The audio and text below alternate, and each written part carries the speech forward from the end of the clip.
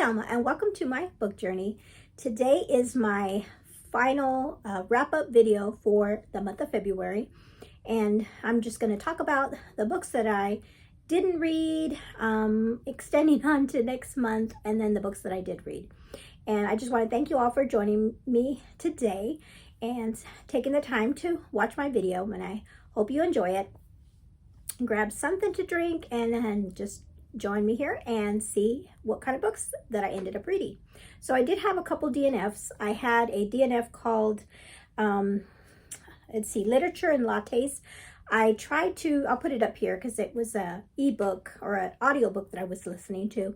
And I kind of went halfway through it and I just didn't, I couldn't get into it. The story was kind of slow. It wasn't what I thought it was going to be. I picked it up because of the cover of the book, and I might try to finish it later on, maybe. I don't know if I ever see it. It was a longer than I thought it should have been, actually, and so, and I wasn't really invested in the characters. There were a lot of characters. The main character was a woman that was coming back into her hometown after a really bad situation with a job that she had and her company being under investigation, and she was struggling with that and having to start all over. And then there was another character that owned a coffee shop, and then he had a backstory, and then her mother had a backstory. And I think this is like part of a series, and I think this was maybe book 2 of a series, so I don't know, maybe I needed to read the first book.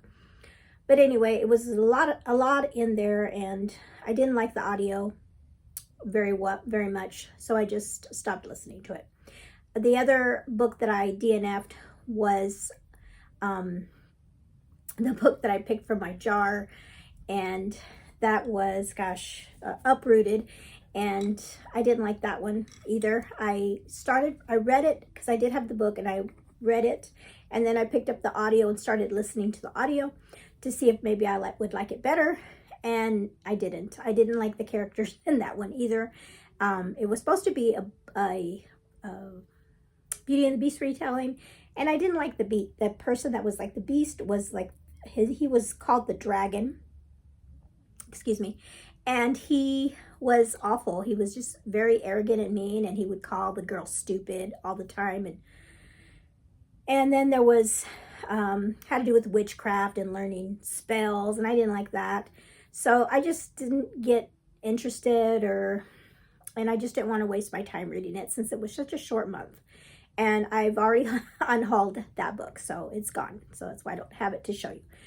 Okay, so those were the 2 books that I DNF'd this month.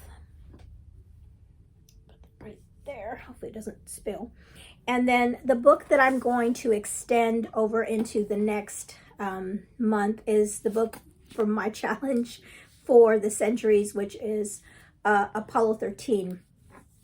And I should have started this book earlier in the month because it's a nonfiction. It's going to be longer for me to read, and I didn't take that into consideration. And so I started it later in the month, and I just didn't finish it. But I definitely want to finish it because I really have enjoyed what I've read so far. There was one part, and I did want to read it to you because I thought this was really interesting. The book, and I'll go over more when I finish reading the whole book, but it is about the space program, NASA space program, when we were first sending off rockets into space, into the atmosphere, not only to the moon, but first we had to get up there, and then we had to go orbit the Earth, and then orbit the moon before we landed on the moon. The gentleman that wrote this was the astronaut Jim Lovell, who was on Apollo 13. But before he went up to Apollo 13, he was on a mission, Apollo 8, with 2 other astronauts, and they were the first ones to orbit the moon. And that was amazing in itself, of course, to be able to do that. And before they knew that once they were going to orbit the moon, they were going to have like a special broadcast for the Earth, not only America, but all over the world. They were going to broadcast from the orbit of the moon. And all three of the astronauts decided after their broadcast they were going to end it with something in particular. And I wanted to read that to you because I thought that was really cool. And it says, "In the beginning, he began. God created the heaven and the earth was without form and void, and darkness was upon the face of the deep." Anders, which was one of the astronauts, read slowly for 4 lines, then passed the paper on to Jim Lovell. "And God called the light day, and the darkness he called night, and the evening and the morning were the first day." Lovell read 4 lines of his own and handed the paper to Borman, which was the 3rd astronaut. "And God said, let the waters under the heaven be gathered together unto one place, and let the dry land appear." Borman continued until he reached the end of the passage, concluding with, "And God saw that it was good." When the final line was done, Borman put down the paper. And from the crew of Apollo 8, his voice crackled down through 239,000 miles of space.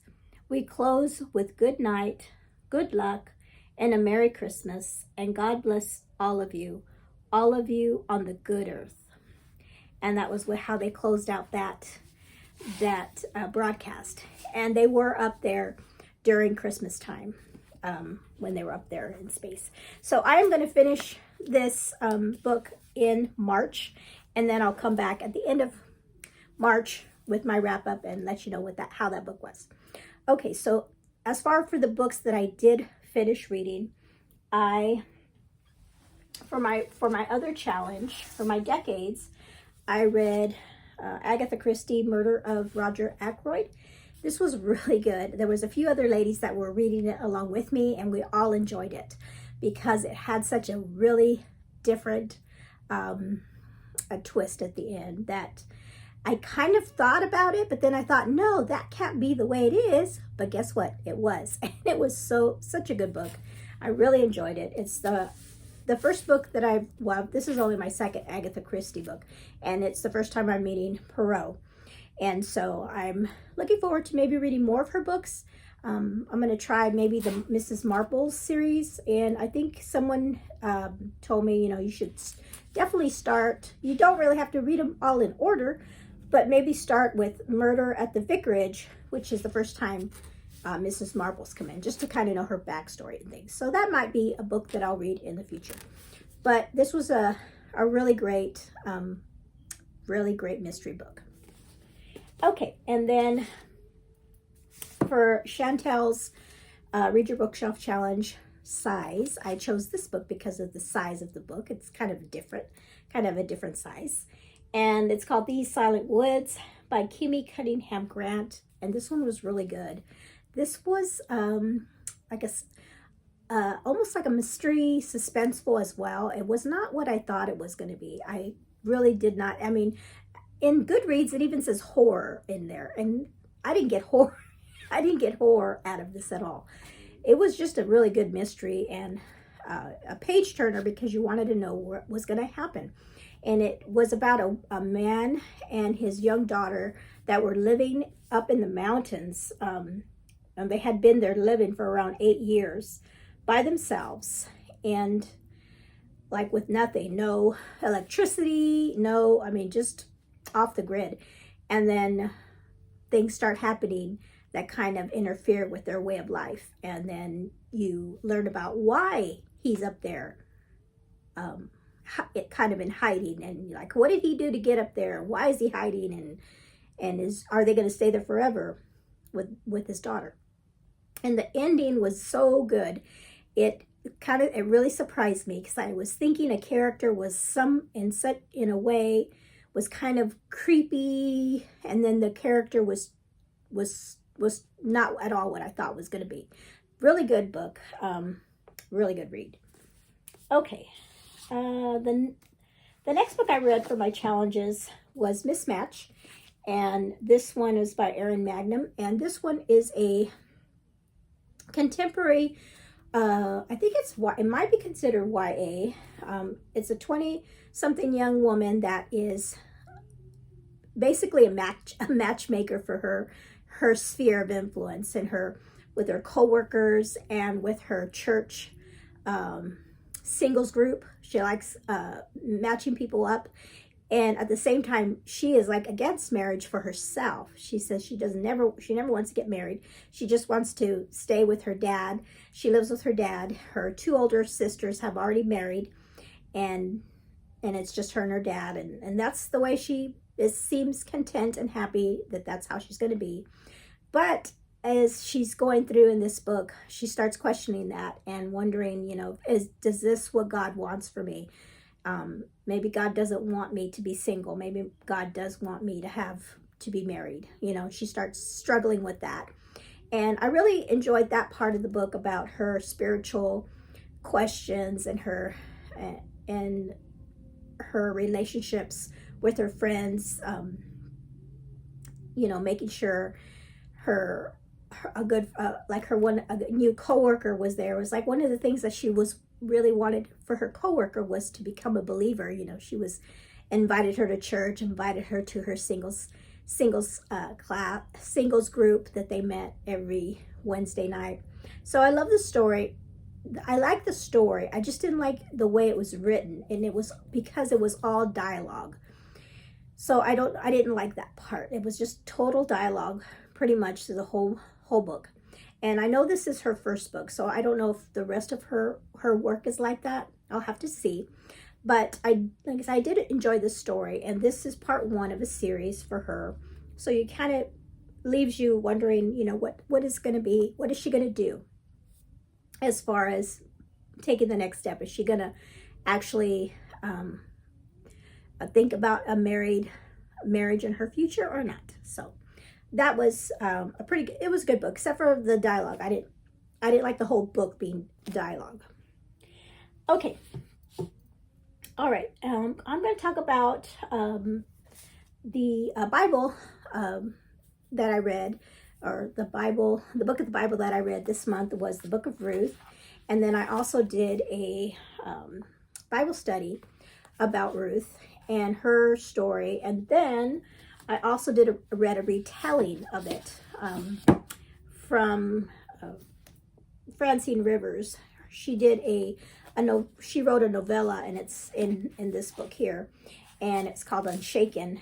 And that was really interesting to read the actual scripture, which is only 4 chapters, and the story of Naomi, Ruth's mother-in-law. And so the story of Ruth is Naomi and her husband and her 2 sons moved to Moab because of a famine that's happening in Israel. And while they're in Moab, over the years, her husband died, Naomi's husband dies, and then her 2 sons marry Moabite women, and then they both die without having any children. And so Naomi is bitter, and feels like God has abandoned her because her husband has passed away, her sons have passed away, and she feels like she has nothing. And she decides to go back to Jerusalem because she's heard that the famine is over. And at first she takes Ruth and Orpah, her 2 daughter-in-laws, with her. But Orpah then she tells them, no, you need to go back and go back to your family, because you're still young and you can marry again. If you come with me, you won't have anything. Orpah turns and goes back home to Moab, but Ruth says, no, I am going to stay with you because you are my people, and she believes in her God. She doesn't believe in the gods of her family. She believes in the true God. And so she goes with Naomi back to Jerusalem, to Bethlehem, or to Israel, to Bethlehem. And then they start all over, and are very poor, and Ruth is gleaning in the fields, and then she meets Boaz. And there's it's like one of the stories in the Bible that they say is like a love story, and it really comes out in the retelling as well. So I really enjoyed that in this study, learning about Ruth's obedience and her faith which was so so powerful, her faith in God, even as a foreigner, to come in and have faith in God. So really enjoyed that. Okay, and then for Catherine, she has a biblical studies challenge that I'm doing, and for the month of February, she asked us, or she said, you know, you devote your time to the study of prayer. And so for prayer, I read from Piercing Heaven, Prayers of the Puritans. I didn't read the whole book, but I was reading prayers out of here, because all it is book of different prayers, and these were really good, really, really beautiful. And they are not modern. They are translated, I guess, to more modern English, so you're able to read them, but they're still faithful to what the original Puritans wrote down. So very beautiful, beautiful prayers. And then I also did a prayer 14-day prayer journal for my husband, and so each day was a different thing that I prayed over my husband. And the 14 things were protection, desire for Ken to be in God's word, patience, prayed for his job, his health, passion, wisdom, humility, for friendship, integrity, self-control, contentment, and joy.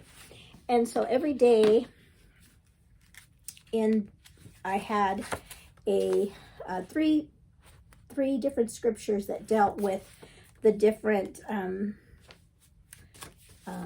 things I was praying for, and then I just wrote down my prayers for Ken during the month of February. And so really enjoyed my time in prayer with that. Okay. And then I had a couple books that I don't have with me here. I read them on ebook. One on ebook was called When Harry Met Mitzi, and this was a Cinderella retelling, and this was a little short novella, but it had quite a lot in it for a novella. I really enjoyed it. It was about a young woman named Mitzi that was struggling because she was raising her two younger siblings, because her mother had been put in prison for drug use.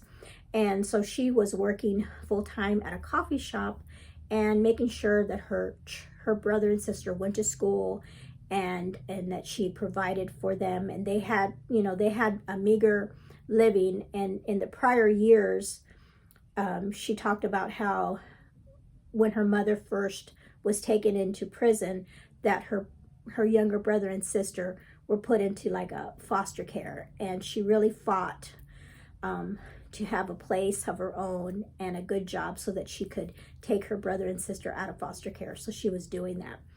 It was a little love story, because she met again a friend that she had in high school, that she was friends for all her high school years, but towards her senior year, she realized that she was in love with him, and she told him, and it caught him off guard, and he didn't say anything. Well, it turns out the next day is when her mother was sent to prison, or was arrested, and so she never went back to school, and he lost contact with her. And so we find them many years later meeting each other again, and he is from a different he's from a wealthier family, and she feels like she's not good enough for him because of her circumstances. And so that you see that relationship kind of blooming again, and them getting to know each other, and it was really sweet. I really enjoyed that book. Okay, and then the other book that I read was Unbetrothed, and this is a brand new author. I had and I found this was not on my TBR either. I found this on Instagram. I saw this author and this book, and I just love the cover. I'll put it up here. I love the cover, and then I also loved it because it said it had a Latin a Latin style to it, or the characters were Latin. And so I thought, oh, that's interesting. And so this was a fantasy about a young woman that is in this this world where she is a princess.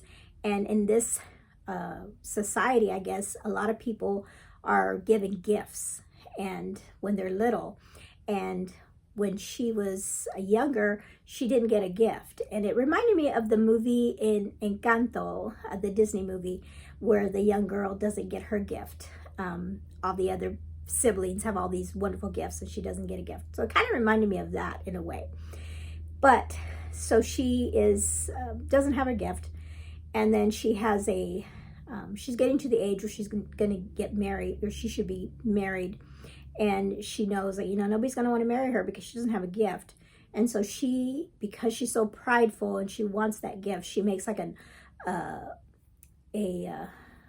what does she call it, a vow to, you know, to find out what her gift is. And she goes on this journey to go to like a wise man or something to get her gift. I don't have the book in front of me, or I'd give you the right names. But she does, to find her gift. And along the way, she meets somebody, and he is from a rival country. And there's that going on. And then, oh, it's just a really fun book. It's a duology. I want to read the second book because I want to know what's going to happen to her, what's going to happen. And I know the second book just came out, and so that it sounds really good. But I love the whole Spanish, the Spanish names and everything. I just love that. And so it was a really good book. I recommend that one. It's another clean fantasy. And I don't know if it's exactly a retelling or not, but it's like with a princess, so that's why I read it for February. Okay, so I've also read The Berry Pickers, which I did a vlog about because it was a blind date with a book that I picked up at my library, and I did a reading vlog video for it, and I'll link that below. But that was kind of like a historical fiction book about a woman who was coming to terms with who she was in her life. She was finding out some secrets, really big, deep family secrets that were kept from her. And it was a real page turner because you wanted to know what happened to this woman and this family that had lost a little girl that was, I think, 4 years old. She went missing, and they searched and searched for her in the woods where she was lost, and they never found her. And you, as you're reading, because you're reading and you're finding out the main character is this little girl, but you want to know how she got from one point to the next, and how she came to be with the family that she was raised with. And it was really good emotional book. And one of the characters, it's not a Christian fiction book, but one of the mother that lost her daughter, her missing child, she never gave up hope. She always had faith in God that she would find her little girl again. And some of the siblings were like, their sister's dead, but her mother never gave up hope. And she prayed for her all the time. She prayed for all her children, but she prayed that someday, she would find out what happened to her daughter. So it was really, really good book. Okay. Let's see. I want to make sure I have all of them. I think that's it. So I just wanted to say what counted for each one. Of course, my two, let's see, for the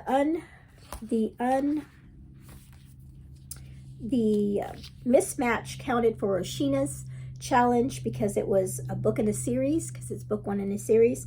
And then mismatch also counted for BookTube recommendation for Jeanette Jane Reid's Christian Fiction Challenge. I used that bonus challenge. And then for Anne in Search of Wonders Classics, I was wanting to read Wuthering Heights, but I didn't have time to read it. But I decided, and I reached out to her. I said, hey, will this count? And so I I used this one for that because it's supposed to be like a gothic kind of, and some people say that her books are gothic. I'm gonna do that that because it is a classic, and we'll see. And so that was one change. And then Miss Match was also for book lover Amanda's Southern Comfort Reading Challenge, because it was read a book with a sweet food or a sweet drink, and Miss Match had that sweet coffee drink on the front cover. So that counted for that. And then, let's see. And then for Princess Bride-a-thon, I had 2 of her squares. The Berry Pickers was a borrowed book because it was a library book. And then Unbetrothed, the last book that I talked about with the fantasy, and that was by Candice Bedraza Yamanitz. That was who wrote that. And Berry Pickers was written by Amanda Peters. I forgot to say that.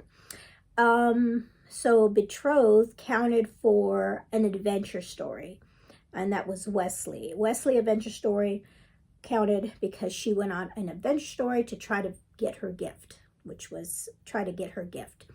And then the Berry Pickers was Farm Boy, which is a borrowed book. Okay, so so far I have 4 of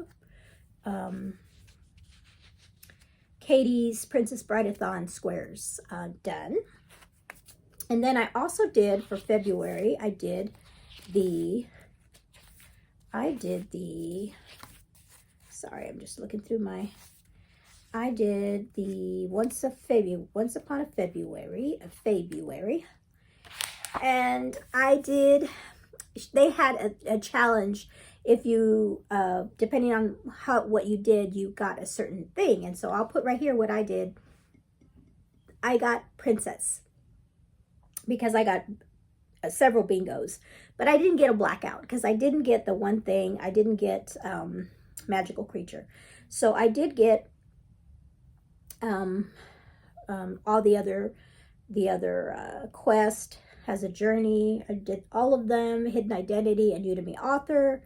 More Than One Perspective, A Clean Fairy Tale, My Favorite Genre, Something Beautiful, booktuber recommendation, and a book that I meant to read last year. And I'll put that up here, all the ones, how I fit those in with all the books that I read.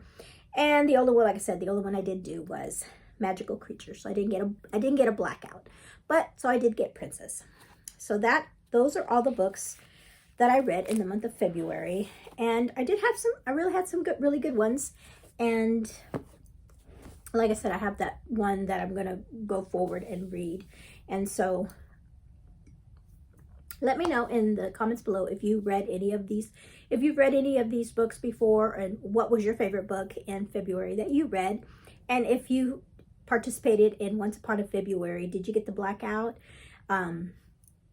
Or did you read any fairy tale retellings, or did you just get some bingos in there? They had a lot of good prompts there, so it was easy to get a lot of bingos. I just didn't get that one. I had a book for it, but I just didn't have time to get around to reading it. Okay, so thank you so much for hanging out with me today and finding out what kind of books or what books I read for the month of February. And we are already started in March, and I love March because we have our middle grade March. I've already started 2 really good middle grade books. I've already started reading, and hopefully I want to try to get most of my middle grade books done at the beginning of the month so that I can read all the other books that I have on my TBR, my very ambitious TBR. I'll link that below if you haven't seen that, my March TBR. I have a lot of good books that I'm thinking about reading and hopefully getting done. All right, that is all I have for you today. I hope I got everything. I'm trying to think. Sometimes as I'm editing, I think, oh, I didn't say this or I didn't say that, but I think I did. I think I've got them all. All right, thank you so much for hanging out with me today, and you all have a blessed day. Bye-bye.